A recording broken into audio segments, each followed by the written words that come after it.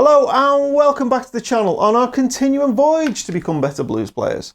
My name's Mark, and in this lesson we're going to look at 8 intermediate blues rock licks to play in D minor. So the way the lesson's going to work, you're going to see me play an example solo over a D minor backing track that puts all 8 licks together as a single solo, and then we'll come back on the other side and we'll pull them apart one by one. First of all, I'll show you each lick individually, up to speed and then slowly with tab on screen. And then at the end of the lesson, we'll have a little talk about 1 or 2 of the more tricky licks and how you might work your way up to them. Okay, so on with the solo. Here is the example, all 8 licks over the backing track.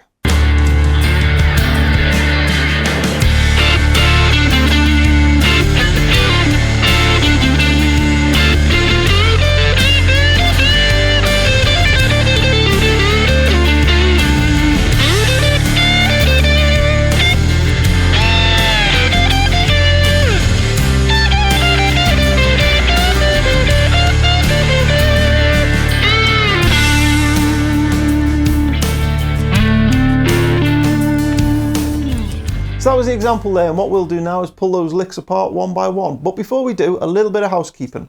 First of all, there's a backing track available, the backing track that you heard me play over. That's available, it's provided by Elevated Jam Tracks, and if you want to play over it yourself and get a copy, see the description below. Also, if you'd like a tab is available for this lesson. If you'd like a copy of the tab, then send an email asking for 8 intermediate blues rock licks in D minor. Next time I'm online, I will simply email the tab across to you as an attachment to the email. Okay, the tab is provided by the Patreon supporters. I have to have the tab professionally produced, so they pay for the tab to be produced for everyone. So big thank you for the PayPal, to the Patreon supporters who keep the channel going, and also for anybody who contributes through the PayPal tip jar. Again, those contributors, that really helps keep this channel going, paying for the tab and everything else, all the running costs of the channel. So that's the housekeeping over with. Now let's get on with the licks. So we're in the key of D minor. We're going to start with lick 1. I'll play it up to speed and then I'll play it slow. So lick 1 goes like this.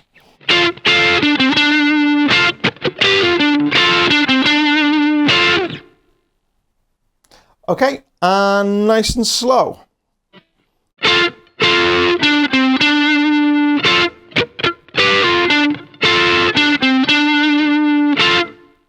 Okay, I'll do it again, maybe even a little slower.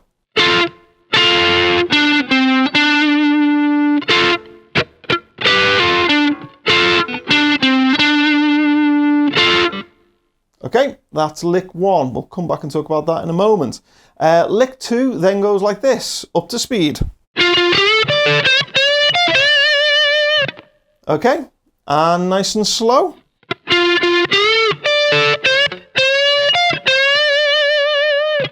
And let's do it really slow.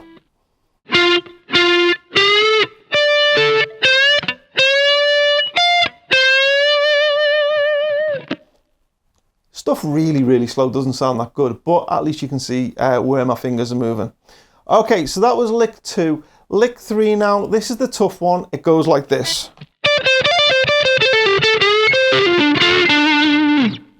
Okay, and now slow.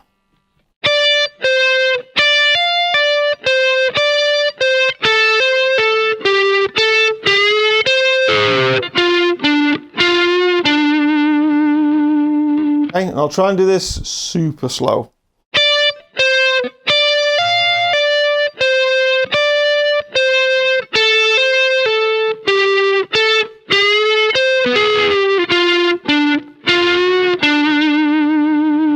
Again, pretty tough to play really slow, and it sounds pretty terrible. But there you go, you get the idea of it. That was lick 3. Again, we'll come back and talk about that one later, because it is a pretty fast lick in places. Lick 4 now goes like this.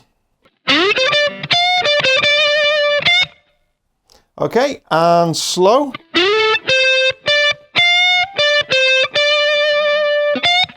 And again, really slow.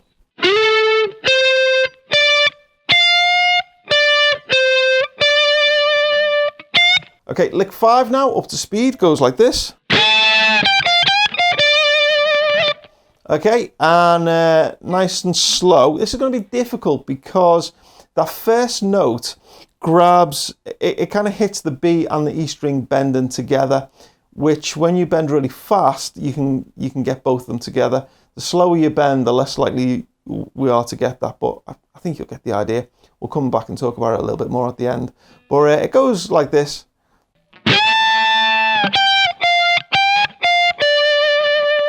Okay, and really slow, but this time on the first note, I am just going to hit that top E string, because otherwise you can't really do that when it's really slow.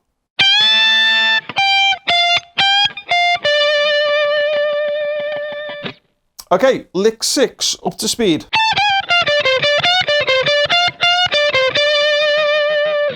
Okay, and slowing it down.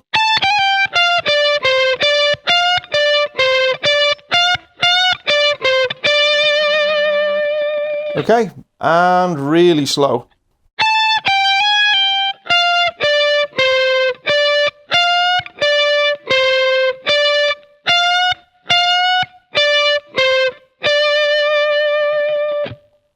Okay, lick 7, actually lick 7 is not an intermediate lick, it's actually a pretty easy lick, it just goes like this.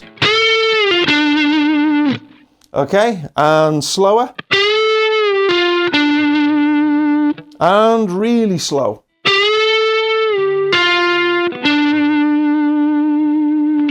Okay, and lick 8, up to speed, again, pretty easy lick this one. Not really an intermediate lick, but it fits in the solo. Up to speed goes like this. And a little bit slower. And really slow.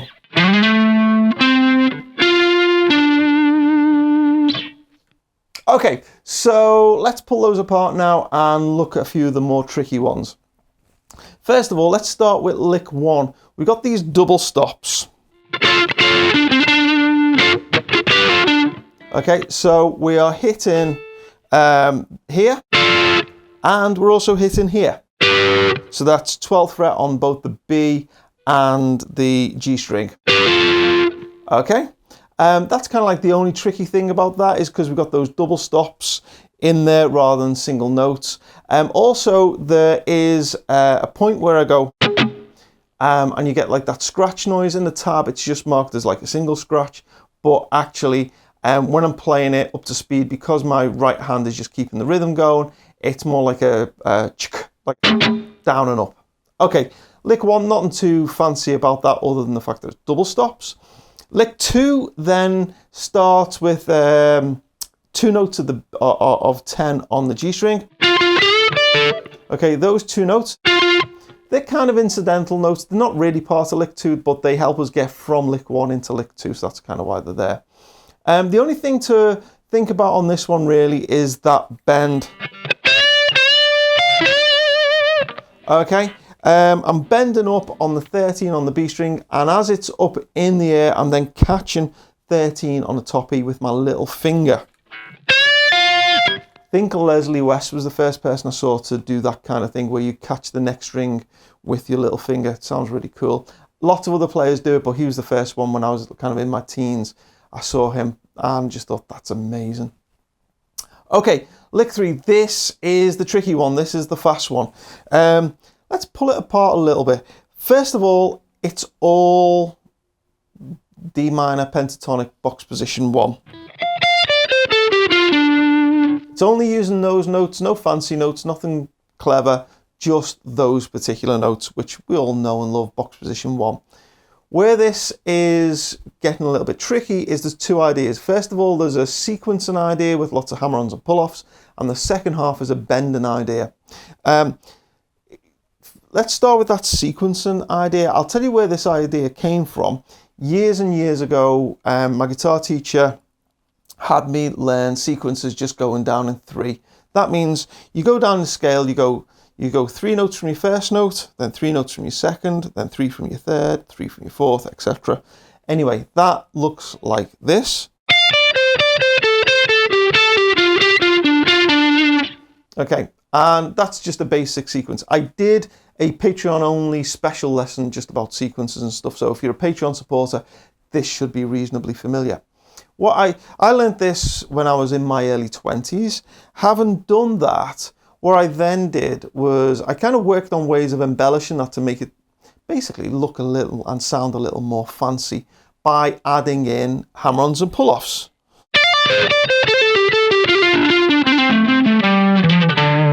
So basically working down the scale using hammer-ons and pull-offs. What I'm doing here is basically hammer-on, I'm just thinking pentatonic, minor pentatonic scale, 2 notes per string, hammer-on and pull-off. Okay, and then doing that once, and then basically hitting the next 2 notes down in the scale. And then doing the same thing. And then doing the same thing. But each time I'm doing it, I'm going down a different string. Okay, so I'll do that again, nice and slow.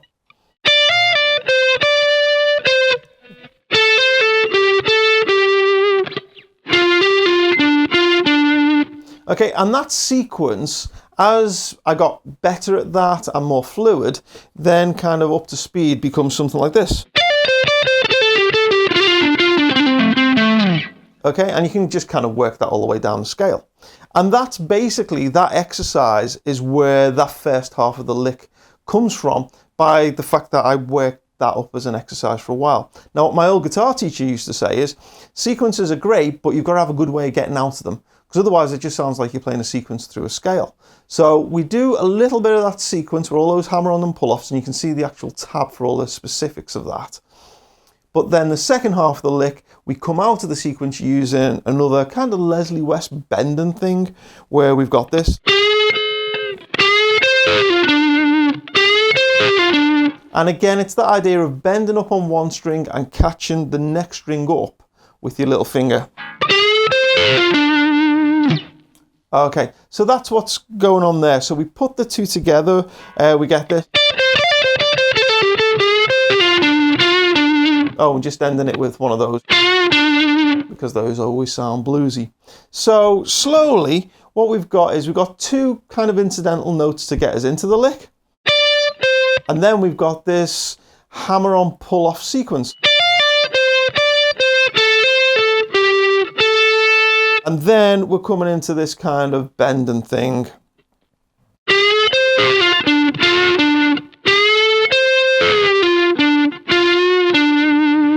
Okay, so it doesn't just sound like I'm running down a scale. We've got a bit of sequencing, and then we've got the bendy thing to get us out of the of that particular lick. So it sounds more like a lick and doesn't just sound like an exercise. That's the idea anyway. Okay, lick 5. I said I'd talk about this one as well. Lick 5 is a bit interesting because what I'm doing is, to start with, I'm kind of pushing through all of the strings to get to that 15. Okay, technically that's called a rake. Lots of players, Gary Moore used this a lot, Stevie Ray would use this, pushing through all the strings to get to the bend that we want. And when we do that and we bend quickly, we'll sometimes catch both the top E string and the B string together. And that's what's happening there. I'll be honest, in my mind when I was playing through the solo, I wasn't thinking that I'd be grabbing both strings. I'm actually targeting just the E string, but because of the technique of using this rake, ends up catching both, and it sounds quite dirty. Hendrix used this type of thing quite a lot as well, actually. So you get that. And there's a little bit of variety to it because it's slightly different every time, as you could probably tell when I'm going through this and teaching it. Each time you do it, it's slightly different. So if you're struggling with this at all, don't be worrying about the B string. Just concentrate on getting that bend on the top E. And if you happen to catch the B string and it rings out as part of that, then great. If not, don't worry about it.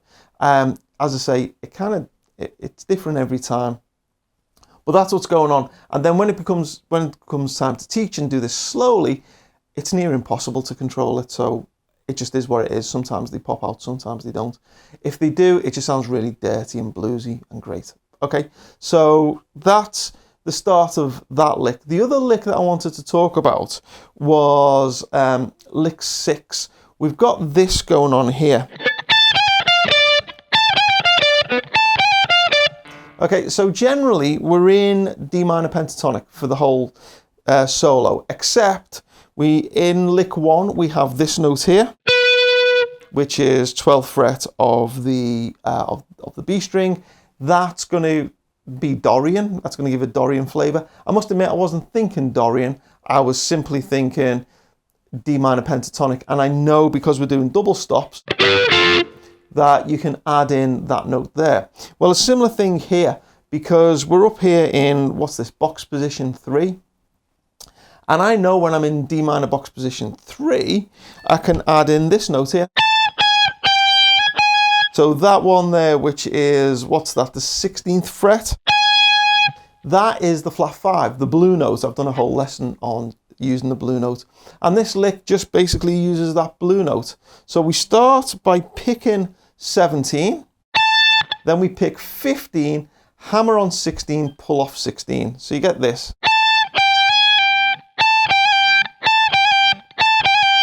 Okay, and it's basically because that's the blue note and you can add that in. So we're stepping out of D minor pentatonic, we're playing D blues scale. That's pretty much the only tricky thing about that. In the tab you'll notice it's marked as a trill. That's how the person who tabbed it for me saw it. It's true, it is a trill, but I tend to think of it as more of just a straight hammer on then pull off, but really fast.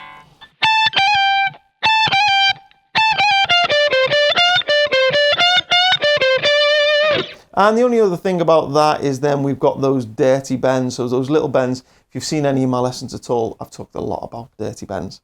That's probably all there is to it. Those lick 1, lick 3, lick 6, they were really kind of the tricky ones that might take, I wanted to go into in a little bit more detail.